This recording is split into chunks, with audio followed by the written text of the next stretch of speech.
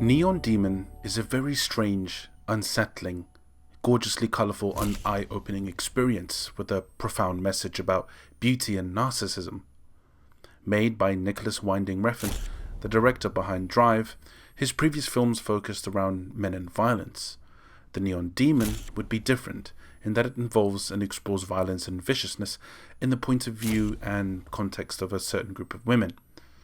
The film explores the obsession and the associated dangers with beauty, highlighting an increasingly popular and alternative societal view of our next generation, that narcissism is a virtue. You only need to briefly look at social media platforms to see a generation obsessed with looking or taking photos of themselves, exuberating their beauty and attractiveness to a wide range of strangers or familiar faces. We are now instantly forming judgments on people's status based on how they look.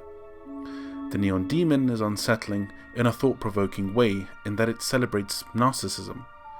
The film not only explores our obsession with beauty, but also how dangerous and impactful it can be to those that are around it or desire it. It evokes competitiveness and rivalry among people that are status-oriented. All she really wants to know is, who are you fucking? Sorry? What? Isn't that what everyone wants to know? Pretty new girl walks into a room, everyone's head turns, looks her up and down, wondering, who's she fucking? Who could she fuck? And how high can she climb, and is it higher than me? Ascribing and praising one with beauty, even though they do not have it, can delude them with an unhelpful, destructive dream, hope, or ambition. You're very fit. Thank you. You're also very young. I think you're perfect. I would never say you're fat. But that doesn't mean that someone else won't. Understand? I see 20 or 30 girls come in here every day, mostly from small towns with big dreams, because some guy named Chad in the food court told them they were beautiful enough to be a model. And they're all good. You're going to be great. The Neon Demon is like a ubiquitous force. It's everywhere. The film shows it as being many things, such as the city of LA, one that attracts beauty, but at the same time beams it back out through its lights. The Neon Demon is also portrayed as Jessie, being the poison that makes everyone dangerously desire her beauty. Neon Demon as a concept illustrates and signifies our obsession and tumultuous relationship with beauty. To quote Ellie Fanning, "It's like a disease that infects you when you're a beauty-obsessed person." Red and blue lights constantly make appearances in the film to represent the presence and danger of beauty and our obsession with it. It is also used to demonstrate Ellie's descent into narcissism. Hence the next point: relationship of colours. The film's beautiful cinematography incorporated a strong use of colour in the film, specifically red and blue. The two colours in particular were chosen because the filmmaker is colourblind, meaning he can see contrast but not colour. However, the catwalk scene is an abstract representation of the story of Narcissus going to the pond, with Jessie in the film looking at her reflection in the triangle instead. It is at that moment when Jessie transforms into red and goes from, I quote cinematographer Natasha Breyer, the Alice in Wonderland girl to the empowered, narcissistic beauty queen. If you recall, the tale of Narcissus is a Greek mythology which essentially concerned the tale of a man who fell in love with his own reflection in a pool, not recognizing that it was an image. Unable to leave the beauty of his reflection, Narcissus lost his will to live. Since then, it has become a psychology term used to describe a particular behavior, psyche, or mental disorder. Neon Demon as a symbol. We even see symbols of the Neon Demon momentarily up until Ellie's character fully embraces her narcissism in the catwalk scene.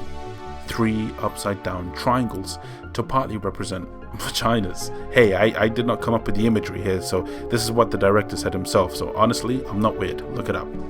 The 3 triangles are also representations of the 3 villains of the film, who are twisted and warped by Ellie's beauty, causing them to desire and consume what she has and what they don't have: beauty. The resulting behavior is that they become increasingly vicious towards her, as they are constantly reminded that they can't be like her or have her. Jessie ends up being fast-tracked into the fashion industry and gets the admiration the trio crave.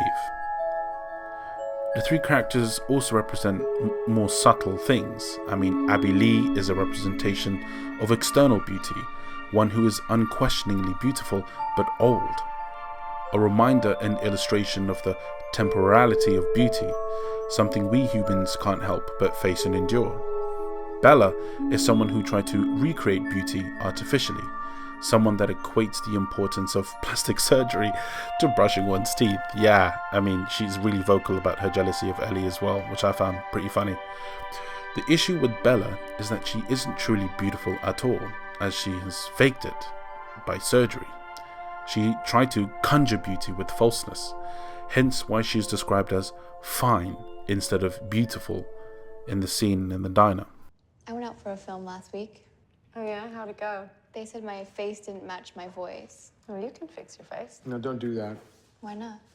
Because you can always tell when beauty is manufactured. And if you aren't born beautiful, you never will be. That's terrible.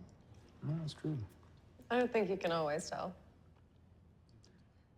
Dean, we're having a little debate over here. We need your expertise. Okay. You know Gigi, right? Well, I mean, we just met. Wait, will you stand up so that he can take a look at you? Go on, stand.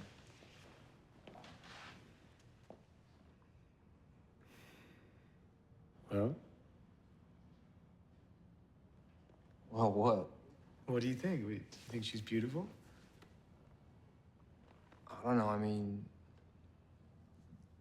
Yeah, I guess she's fine. Yes, that's exactly the word that I was looking for. She's fine, right? You can sit down now, thanks. Thank you, Dean. Now, look at Jessie. Nothing fake, nothing false. A diamond in a sea of glass. True beauty is the highest currency we have. Now, without it, she would be nothing. Jenna Malone's character is about inner beauty, the innocent deer in the headlights, as she says in the film. Her desired beauty is virginity and innocence. The presence of Ellie Fanning's character would have her desire this in her.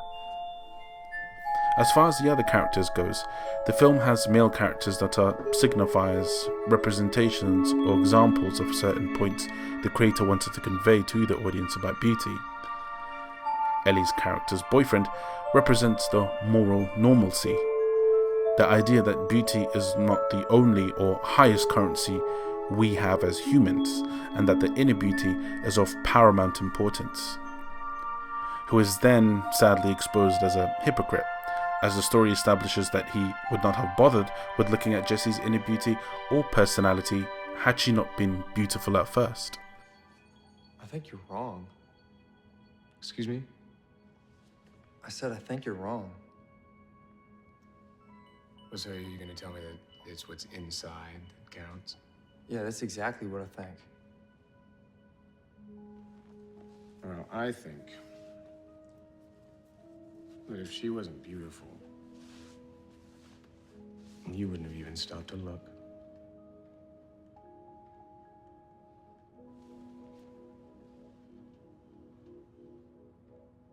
Beauty isn't everything, it's the only thing.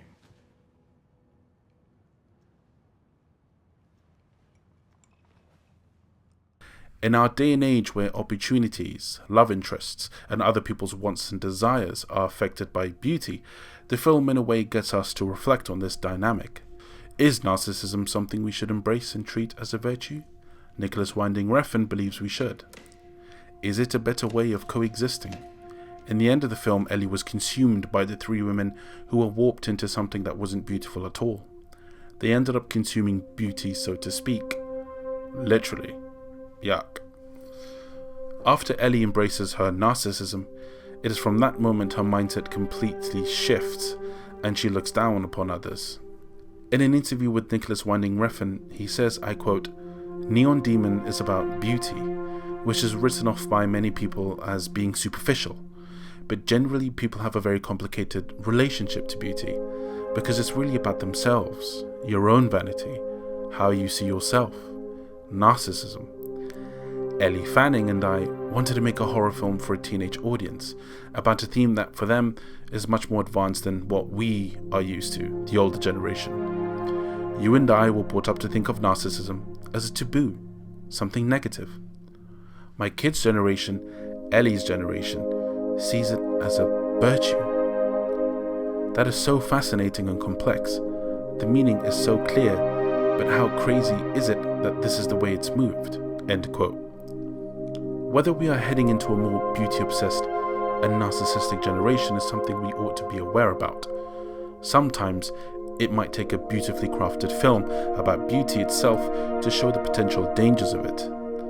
An important and profound point that we can easily lose sight of when entranced by beauty.